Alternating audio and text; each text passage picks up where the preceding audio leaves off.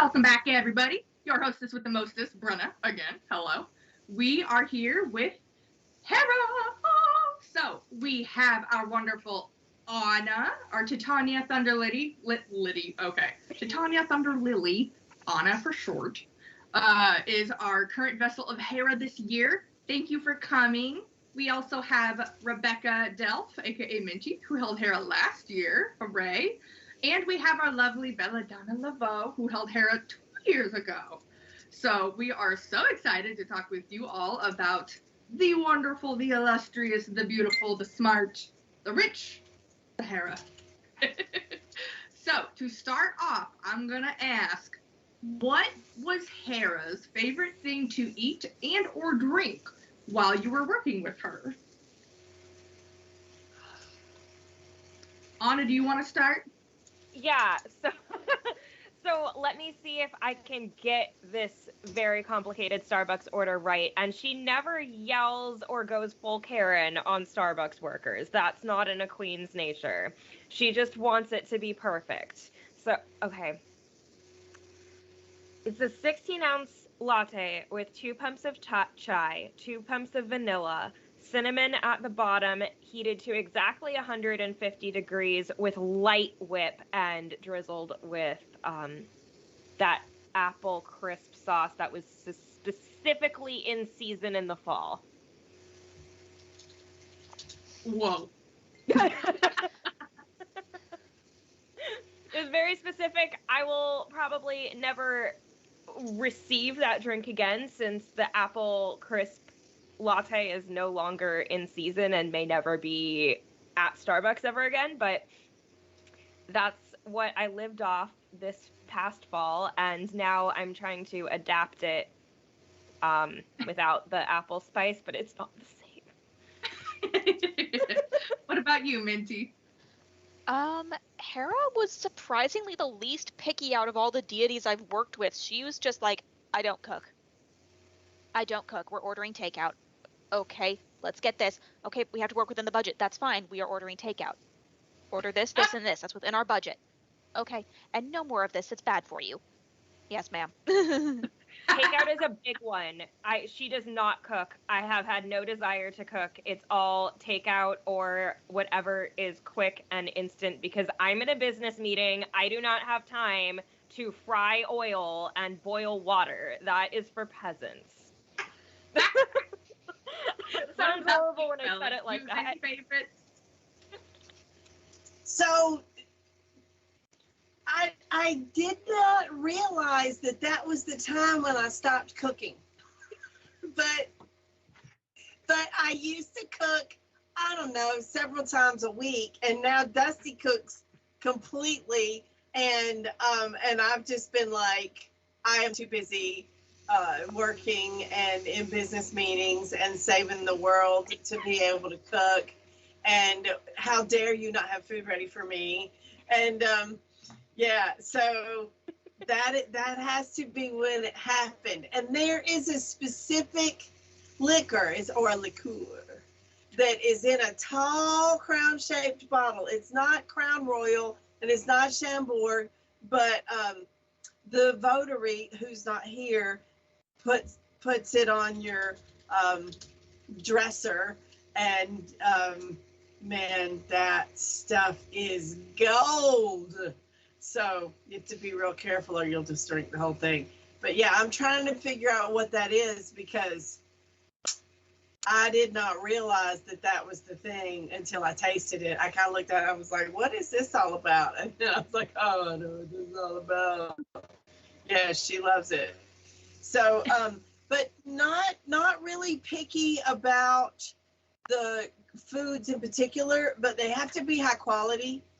They can't be dreck. Like it's got to be quality ingredients. They need to be fresh. They can't be a little, questionable. They have to be organic and high quality. I know what it is. What is it? It is St. Germain's elderflower liqueur. That's it. St. Germain's elderflower liqueur. That's the one. You remember, Brenna? Yeah, I love that stuff. Oh my gosh. St. Germain's elderflower. Look at Anna. She's like, Yes. No, I have it pulled up in my other browser. Can I share my screen and show you what I'm looking at? Yes. Why not? Okay, 1 second. What is because Hera buying next? Well, where's my screen share? Why did you? There it is. It's the arrow. Meh. Meh, meh. Hopefully, Nim can work it in the background. I don't know how it goes. Look at this magnificent creation. Yep, that's the one. There it is. Yeah. So good. Oh my goodness. And elder be the lady's tree. Burn it, not our curse shall be. Oh. That's Thank you. true. So, if you had to describe Hera in 3 words, what 3 words would you use?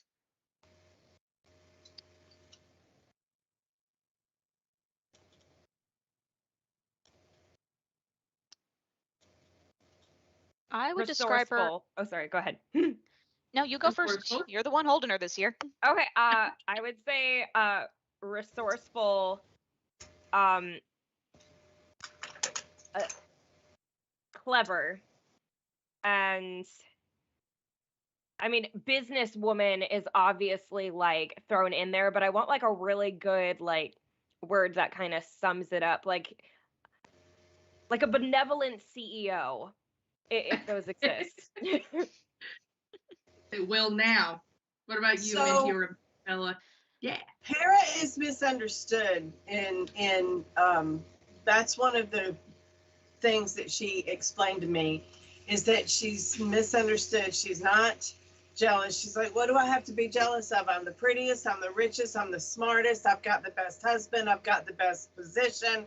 I don't have anything to be jealous of. People are jealous of me.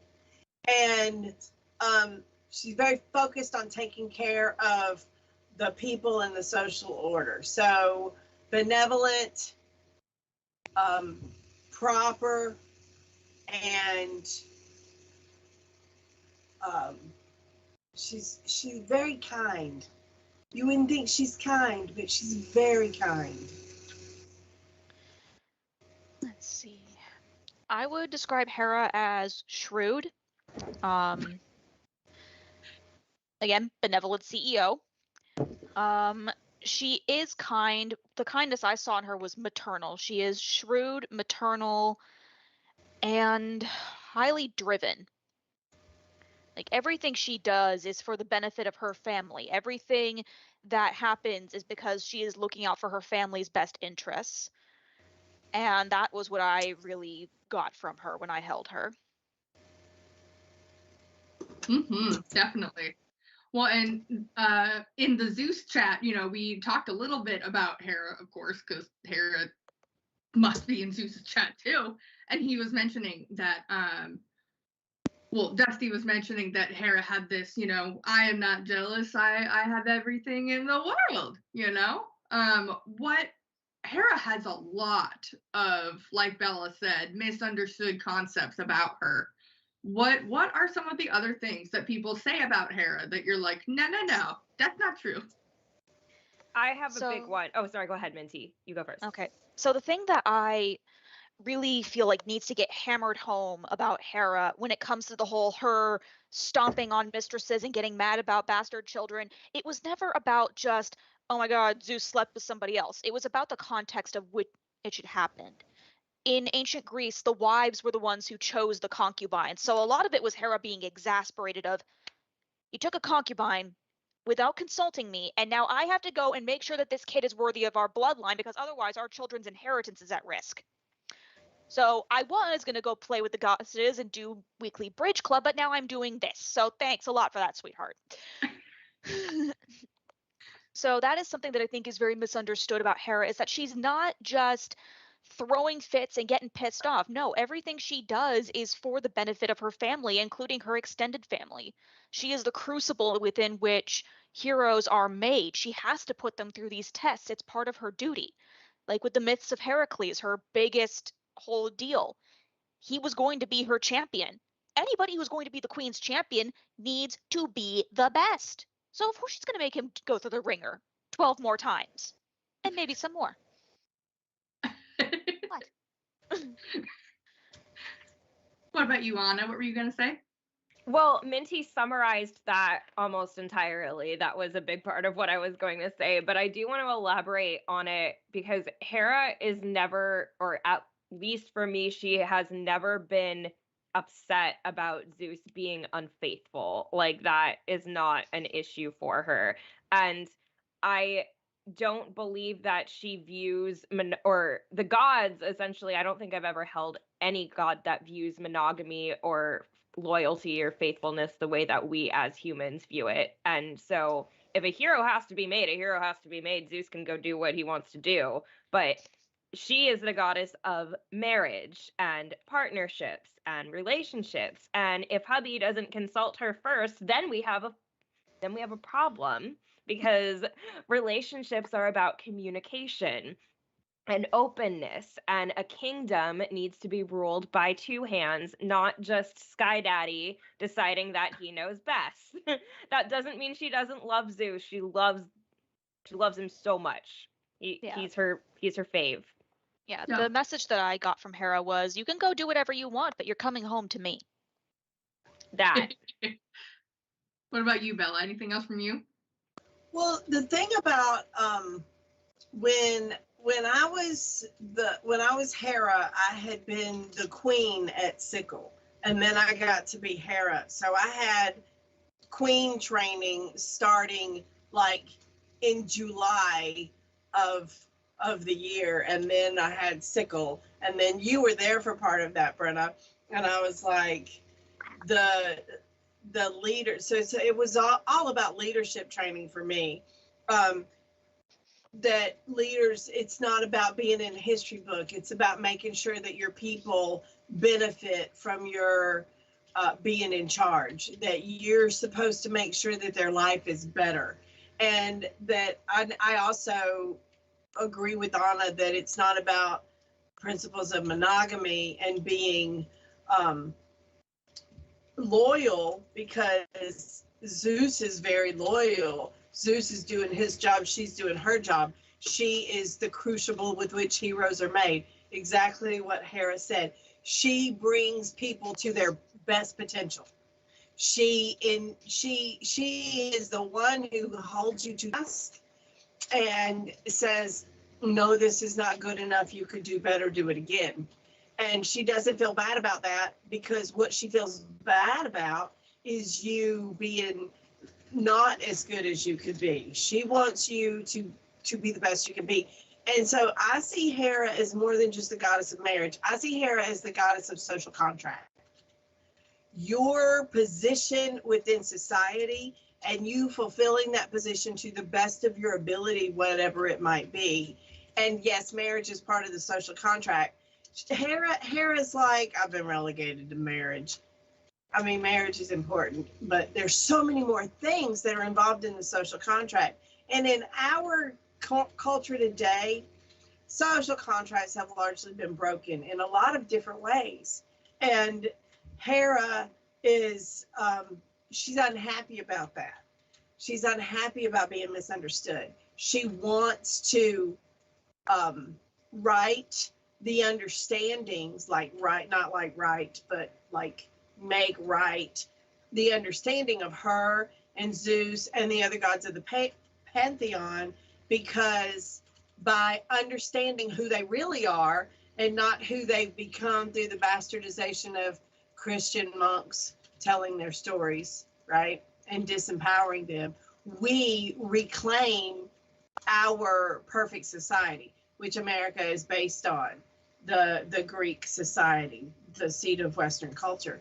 So it was a big history lesson for me, and a big, this is what queens do. This is how queens support their kings. This is how queens support their kingdoms. This is how queens make heroes. So, man, I love her. She also paid off all my bills.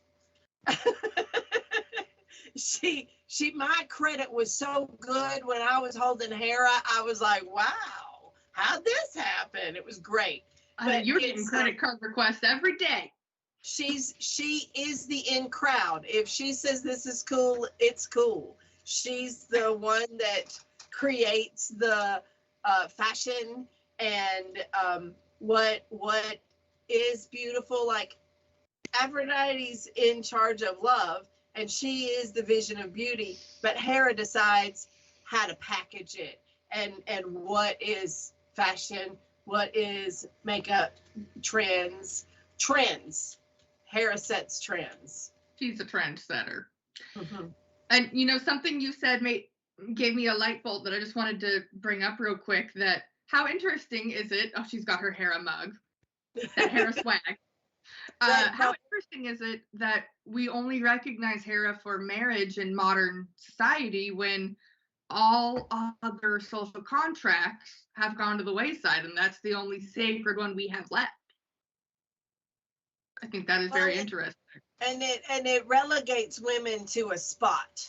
You know, it puts us in a box. It puts her in a box. And to make people think that she's jealous also disempowers her as a queen, because being jealous is kind of a petty emotion. It's one of the most unattractive emotions that you can have. And Hera is the most beautiful. She's the epitome of all that you can attain. So if you make her somebody to be pitied and somebody who is petty, then you take away the power of woman and her ability to ascend to queenhood. And, you know, the queen is the fourth phase of goddess, and that was completely taken out. I mean, in the reclamation of our mythologies, we didn't even find priest, king, and queen, right? Like, it took us until this decade to reveal those things in our own mythology. Mm-hmm. Absolutely. We have a lot of really good questions coming in, and I'm excited to get started on these. Fantastic. So, Kate asks, I feel like Hera is trying to help me in my life, but I have been intimidated to do the work with her. Help? Minty wants an answer. There are so many questions here. Like I already said to one person, like, I want to answer that question because it's like in my specialty range. But like, I love this kind of stuff. So the big thing with Hera, she's not as scary as you might think. If you come up to her and as long as you are polite and respectful, she's great to work with. She just doesn't want you being rude. Just be like, Your Majesty, my lady, please help me with X, Y, and Z. And then just say, here's what I need. And then she will sit you down and she will map everything out that you need to do. Like, she is really, like, I was scared to work with her at first, but she turned out to be a very great goddess to work with, and she's incredibly resourceful. Like, she is very much the, okay, why are we worrying about all of these steps right here? This can just easily be fixed if we just flip this switch right here.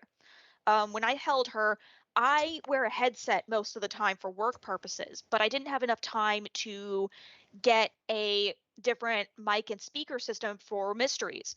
And Hera's like, okay, well, you bought me that nice diadem, right? Yeah. Okay, put that blue scarf over your head. Here we go. And you couldn't tell. It's just like, this is what I wore in ancient times. This will work now. Oh, look how it frames your face. You're so lovely.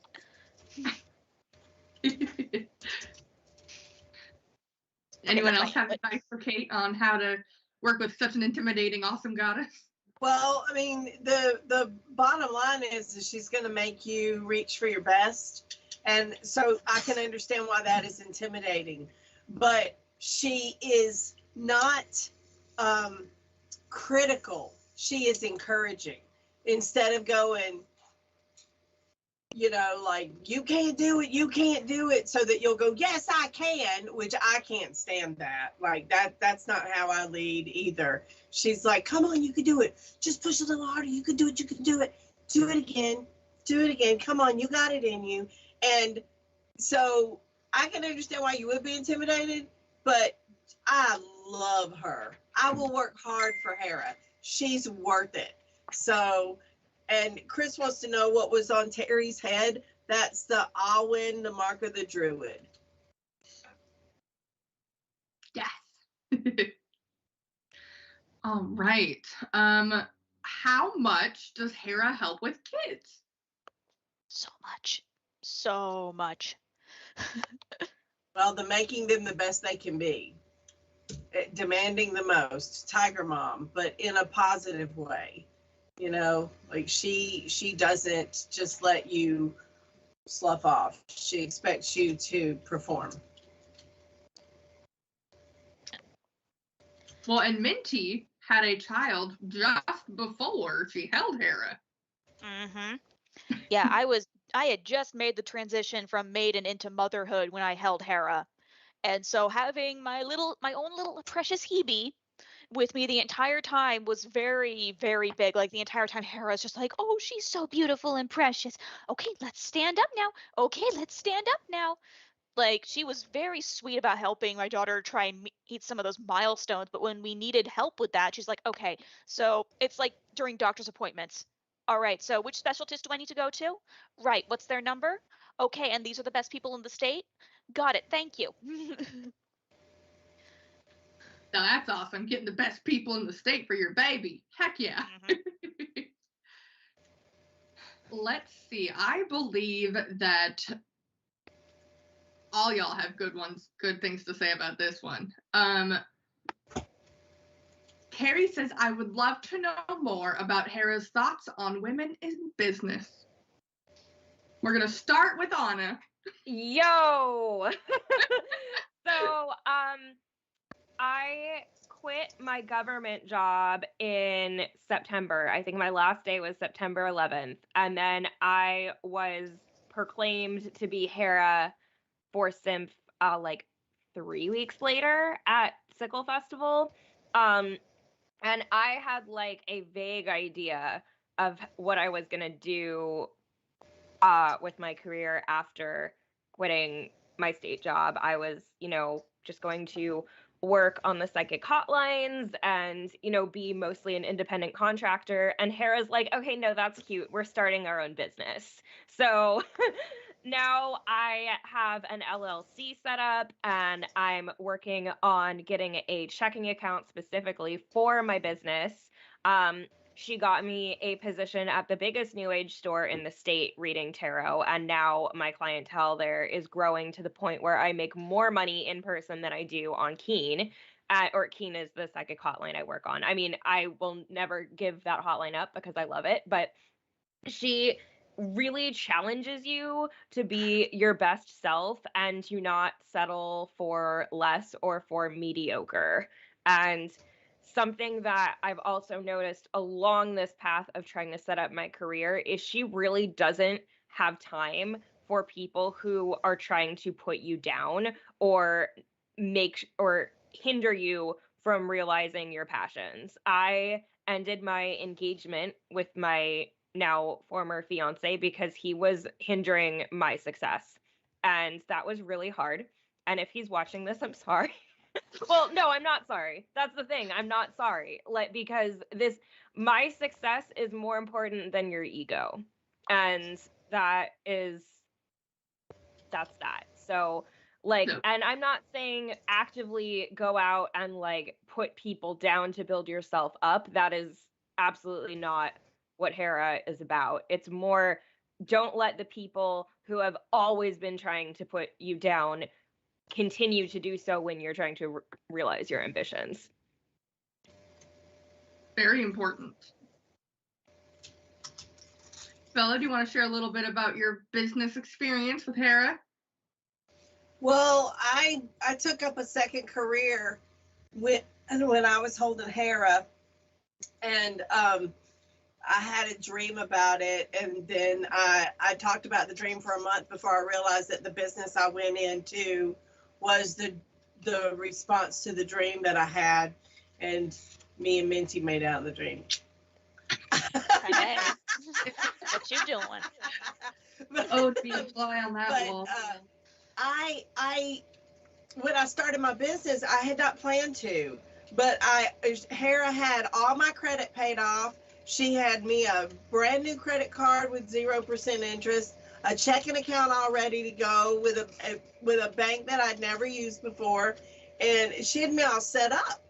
And then people were like, you don't deserve to work because you're the archpriestess. You have to do what we ask you to do and not do what you want to do and not prepare for your future and not create a retirement. And Hera just would not have any of that. She was like, the people that love you will support you, and the people who don't love you don't matter, and you have to be focused on the people that love you, and you serve everybody, right? Like everybody's in your kingdom. It doesn't matter whether they love you or not. The point is that you're providing a better life for them, and some people are going to complain no matter what you do.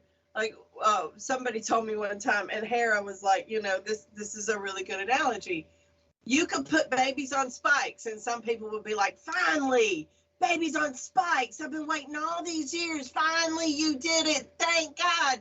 While everybody else is like, babies on spikes. What are you doing? So it doesn't matter what you do. Some people aren't going to like it. And she's like, you have to do what's best for the greater whole. Queens can't run kingdoms without the possibility of having to send some people to their death in war. And that sometimes you have to be like, some people are going to die so that the whole kingdom can be better. And fortunately, I've not had to face that challenge. I hope none of you have had to face that challenge. That would be a really difficult challenge to face. But what I learned from Hera is that the only time you lose is when you quit. And everything else is making you a better leader. All of the other challenges are preparing you for a better leader.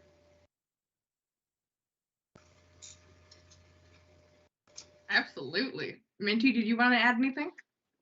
I actually have a bit of a complicated one on that one because I ended up actually quitting my job under very unfavorable circumstances when I held Hera. I was backed into a corner effectively, and it just got to a point where I just could not deal with it anymore. And I think with Hera, I was really upset because it's like, I'm sorry, I failed you. It's like, no, you left something that was no longer serving you. It's okay to walk away from something if it's not good for you anymore. And knowing when to enforce those boundaries of I will not be treated poorly for what I do was really important for me. So that was a challenging lesson, and it was really, really hard, but I'm glad that I learned it then and not later. Definitely. Absolutely. Wonderful insight, you three. My goodness. Okay, so we have a question from Amber Tongue that says, which myth best represents Hera, and how should we rethink Hera misconceptions? My goodness, Minty's excited. Hi there, my name is Minty and I'm a mythology witch. Okay, so the most obvious myth involving Hera and the stories around her is the story of Jason and the Argonauts. Okay, so we all know about the Argo, we all know about the Golden Fleece, we all know about Medea. What we don't hear about is what happened afterward. Because they had basically committed some major crimes within Greek law, which was basically killing off Medea's family, they were basically on the run and in exile. They had kids together. Jason was trying to create legitimacy, and so he was going to just ditch on her and marry some other princess without consulting her, basically abandoning their children and her to become orphans, fatherless, which back then made them as good as dead. And so Medea took matters into her own hands. She sent the children off with a robe and gown for the princess. The princess died, and so did her father, trying to take the gown off of her because it was enchanted and made her melt. Don't mess with witches. And then she unfortunately stabbed her children and said, Jason, you did this because you left me, because you broke that social contract. Our children are dead. And even if I hadn't done this, they were as good as dead. And then she called Helios and had him fly away and take her off somewhere where she lived her best life and never thought about Jason ever again. Jason spent the rest of his life alone, childless, and being disgraced by Greek society because he broke the social contract. He broke the social contract of honoring his family by causing his own family to be killed. He broke the social contract of marriage to Medea, and he broke the social contract of being a good father to his children. And so his death was through his boat. He literally was sitting under the decaying Argo and a piece fell off and bam, the end. Elfine. It was not a hero's death. What a way to go. But yeah, that's the thing with Hera, because she was the one who set those two up. Hera is very much of the, you need to follow social contracts because there are great consequences if you don't do this. Another one is the story of Aeneas and Dido. Hera and Aphrodite got together and made a power couple because when Hera and Aphrodite work together, mountains move. And they're like, okay, so you guys are now married. Have fun with that. And then Hermes had to go and mess things up and said, hey, Aeneas, you kind of have to skedaddle. And so Aeneas did that, and he didn't even say goodbye. Dido's entire kingdom burned to the ground because that social contract didn't get honored. Choices have consequences, and Hera's just like, I don't know what to tell you, man. You had one job. One job. Honor the social contract. Literally, it's right there. Right there. And now you did not do it. And going back also to the myth of Heracles, none of these things were really going to kill him. None of them really. It was purely about making sure that he was worthy and smart enough to be able to be her champion. Because a lot of the trials that he had to go through weren't necessarily about brawn. It was about using his brain. Like cleaning the Aegean stables. Like, he could have easily just scooped up all the poo and flung it somewhere else, but then it would have been somebody else's problem. No, he actually did the thing that would make it easier on him. He was careful, he was clever, he had to use that, and he had to tame his anger, which was his biggest failing point. And Hera knew that. Also, when he was a baby, she nursed him. And that's how we got the Milky Way, because he decided to be a naughty little baby that was teething and num, num, num, num, num. She yanked him off as any woman would and spray all over the sky, and that's how we have the Milky Way. She wouldn't have done that if that had been any ordinary baby. It was a heroic baby. So it's like, all right, you're going to need the fuel. Only the best for this little kid. There you go. I did not know that is how they thought the Milky Way was created. I love it. Yeah. So that's the thing. Hera is very much in the, your choices have consequences. You need to follow things to the letter. And only the best for the people in your life who are going to be impactful. Treat people with respect. Follow your promises. And, don't abandon your wives.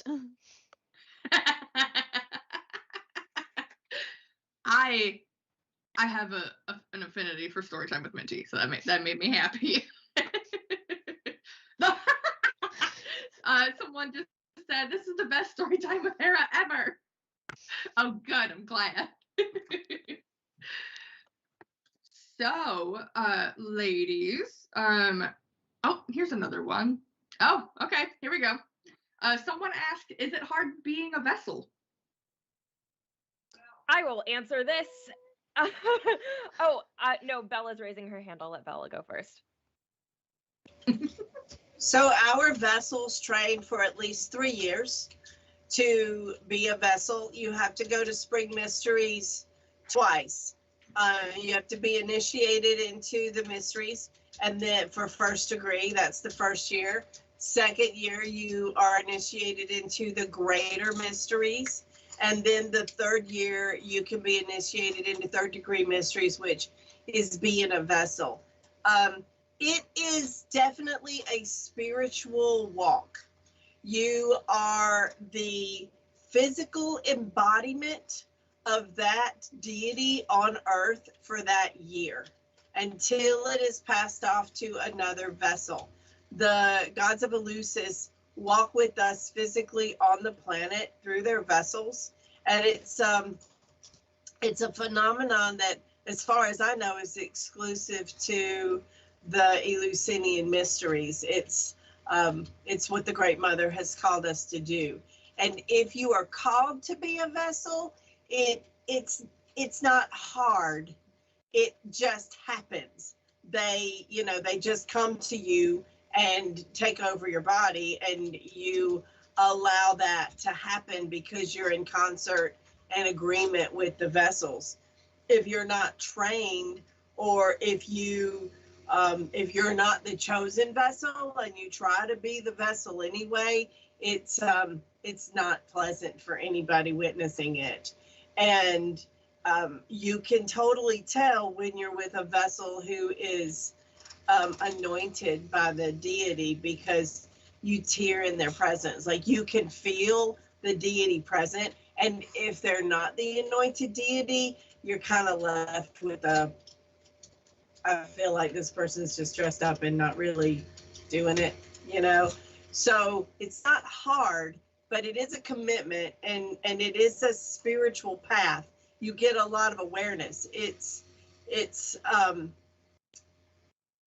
can be challenging if you have really difficult things to learn. Like if you have to break up with your fiance and accept your power, if you have to completely start a new career, if you have to, quit your job and be a stay-at-home mom, and that wasn't on your career path, that wasn't what you were thinking that you were going to do, then change and pain kind of occupy the same space. But if you don't fight the process and you accept it as the path and you trust the gods and you face your lessons with courage and honor, then it's hugely rewarding for the effort. I hope that answers your question. Mm-hmm. Anna, do you want to add anything? Yeah, I mean, Bella nailed a lot of it. Honestly, the hardest deities to hold are the ones that challenge you with shadow work that is most prominent for you. I personally, like, for most of the Greek deities I've held, it's been like breathing. Like, they've sort of like weaved their way in and just like stepped into my body and did all the things. Aphrodite was very, very hard because I have a lot of shadow work around her and she taught me some lessons. But it wasn't hard in that I was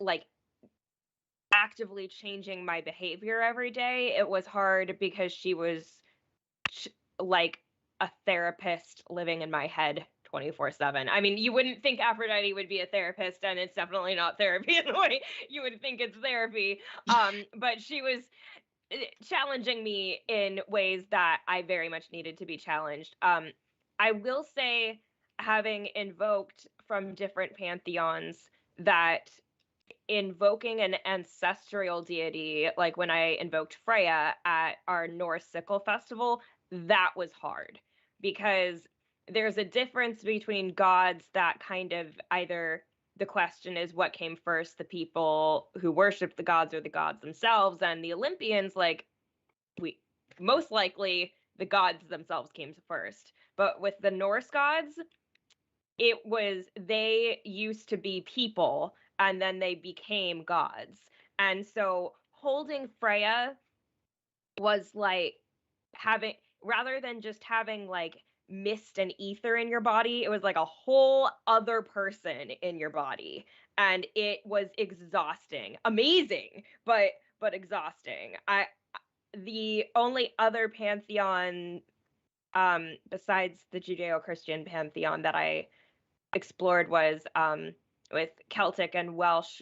I mean, my namesake Titania. I invoked Titania, the fairy queen. She was the first goddess I invoked for the public, and that was also a very different energy. And I feel like ancestral gods take over your whole body, and the Greek gods in particular come through your crown chakra and speak out of your mouth, but I have a little more control.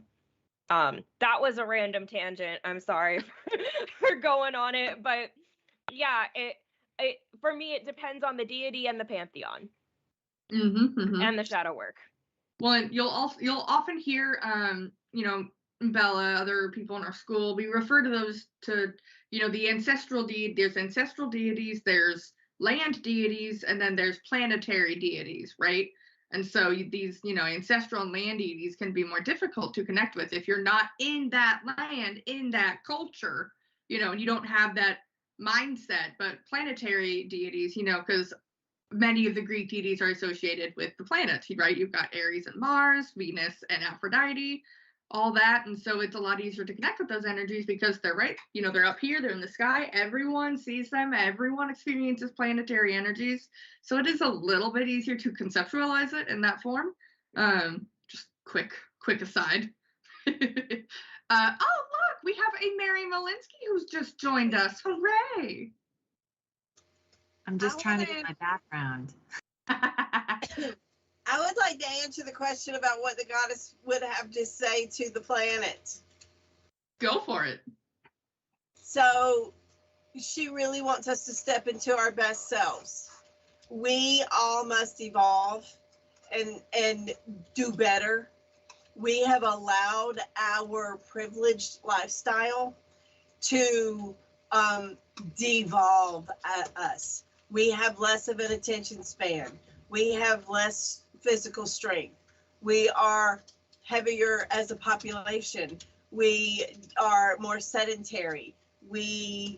Our books are this thick instead of this thick. I mean, we have allowed our privilege to weaken us. And what she would ask of us is to accept the privilege and allow it to take us forward. To let the privilege be a springboard instead of a crutch that begats laziness. Interesting. Ooh, yeah. So Bella's just answering, what is the big message for Hera to give to the world right now? Lady, Mary, Minty, do you have anything to add to what Bella said? Nah, Yeah. I think Bella hit the nail on the head there. Right? For me, her message was very much about personal power, personal sovereignty, right? And standing tall and proud in that, not being afraid to use your power to help and support other people, right? Like it's very much about lifting people up and allowing them to be their best selves, that we have the power to do that just by standing in our power and claiming that for ourselves. Absolutely. So let's see. We have 10 more minutes-ish. Hooray. Where was... The question of what kind of offerings is good for Hera has come up That's several what I was times. going to ask. Thank you. Yes. It's Okay. rough to get a present for the goddess who has everything. Like it really is. She literally has everything. She walks in gold. Hera is the sky. I wanted to bedeck myself in peacock feathers and stuff like that, and she was like, white and blue, I am the sky. Okay. But your best offering is prayer and attention and doing your best. Do your best for Hera. That is what she wants. Minty had a response as well. Yeah, I find that anything elegant also works. And you don't need to break the bank with that. She works well within the budget. You tell her what it is, and she's like, okay, that's cool. $5 works. Yep, she loves crowns. She loves anything crowns, anything you can put on your head that's lovely and nice. It has to be elegant, though. It has to be elegant. So if you're going to put a paper bag on there, you're going to need to be a really pretty paper bag, all decorated and bedazzled. For me personally, she loved perfume, and she loved different smells. So take that information for what you will. Really good dark chocolates. But not cheap stuff. It's got to be the really good stuff. Again, it has to be elegant. Absolutely. So if you were to ask for a blessing from Hera, what kind of blessings could you ask for that she would be more than happy to help with? Well, blessings on a marriage, first and foremost. Also, blessings for business dealings, blessings for helping clean up credit, blessings for promotions, anything that will help you be more solid and confident in yourself and push your prosperity. Anna, you had something to add? Yes. So prayer is definitely a great offering, and I kind of want to build on when you're asking her for assistance with things like improving credit, business deals, marriage. Something that I have discovered that she really doesn't like is not acting in accord. If you're like, Hera, please help me improve my credit, and then you do not change your behavior in any way, shape, or form and expect her to magically fix it for you, that is not going to work at all. That is going to be extremely problematic. Like, you have to actually show her that you are trying and that you are really eager to make these changes, and that there's a bunch of additional changes that contribute to something like improving your credit. Like, it may not just be like being more stingy with your money. It may be that you need to cut out some things that have been very expensive, like alcohol, cigarettes, going to lavish dinners all the time. If you, or takeout, mine is takeout. It's always takeout. Well, I'm like, I don't want to get into this like capitalist mindset, of like, if you just cut out and budget, it'll be fine. But it's more like, if you're actively self-sabotaging your own goals, even in ways that you may not think are related to the goal, she's not going to be happy with you. You have to be your best self and act in accord. Yes. So ask for that was my tangent, but do ask, like, if you basically, yes, if you ask for blessings, be sure that you're listening and doing. Very important. Let's see. I'm trying to think of a way to say so we talked a little bit about, a relationship with Zeus and how we don't judge him for, sleeping with others because he's making babies that are important to save the world. Are there any other ways that Hera and Zeus are connected that may have surprised you, or experiences that you had with, other Zeuses that you were working with?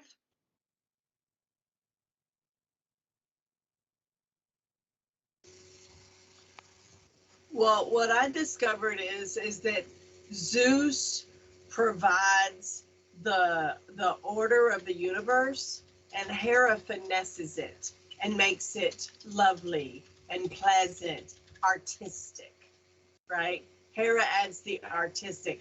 She takes a bird and makes it grand. She makes everything prettier, and function is fantastic, but when you take function to the next level and you make it art, then you have made it the best it can be. And so I thought that was an interesting connection between government and being your highest self, making it art.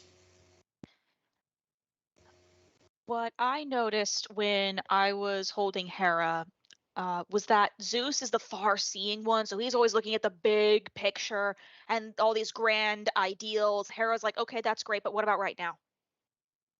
That's great, but what about right now at this very moment? We need to make sure the kids are fed, diapers are changed, the laundry needs to get done. If we're going to meet all these goals that you have, we need to make sure that we're looking at all of this right here in front of us.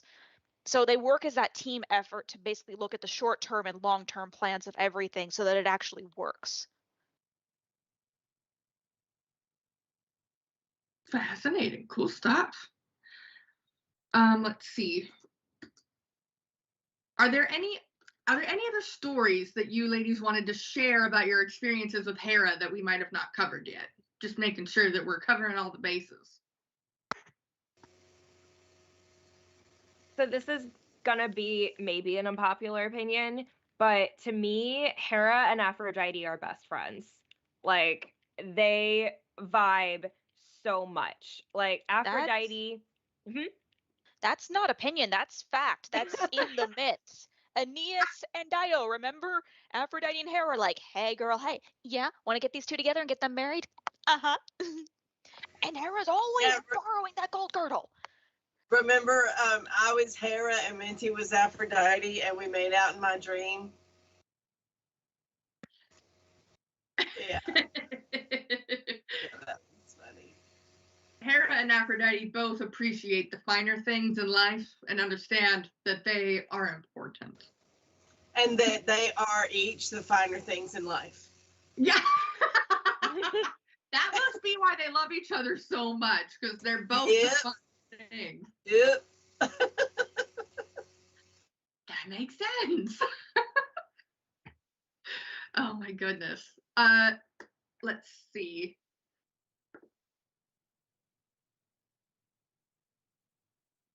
Man, okay, I think I've gone through most of the questions that we've on my list. The Heras are so on top of it, answering all the questions, getting through it, making sure we end just on time. I can't even with these people. They're so great. Are there any last things that Hera's like? SpringMysteries.com. Come to Spring Mysteries. Come to Spring Mysteries. If you don't come to Spring Mysteries, you are truly missing the iconic festival in all of pagandom. 3,000 years worth of amazing stuff. You really should come to Spring Mysteries and be initiated into the mysteries of Eleusis and join the ranks of Plato and Socrates and Aristotle and all of those ancients. And, just Oh, and Come even see Heracles. come see your mother because she Come wants to see your mother. Yeah, even Heracles went through the mysteries. That's right. Yeah. And next week we are having 2 more deities come visit us. And I bet that my good friend Amir in the background is going to tell me who's coming next week. She is Athena and Poseidon. Woo woo! I'm so excited for that. Oh my goodness. Okay. So, Votary of Athena, I'm stoked. Alrighty. So, thank you all for joining us tonight. This has been so fun. Again, thank you, Anna, Rebecca, Bella, and Mary for joining in. We're so happy you joined us and we got to see your face. Thank you all, and thank you to the Zeuses who were here earlier and talked with us about all the wonderful mysteries of Zeus. We cannot wait to see y'all at Spring Mysteries, and we cannot wait to see you next week as well. Now remember, if you want to find out more about the Temple of Hera, you can go to our website, atcwicca.org/temple-of-Hera. Someone's going to post a link in the comments for you, don't you worry. You can always find more temple information at springmysteries.com as well as registration information. We still need workshops and we still need vendors if you're interested. Zeus and Hera are the ones who are in charge of the vending because, they're all about that prosperity. So we would love for all of you to join us. Thank you, thank you, thank you. And I hope you have a wonderful evening, and we will see you next week with Athena and Poseidon. Have a good night, everyone.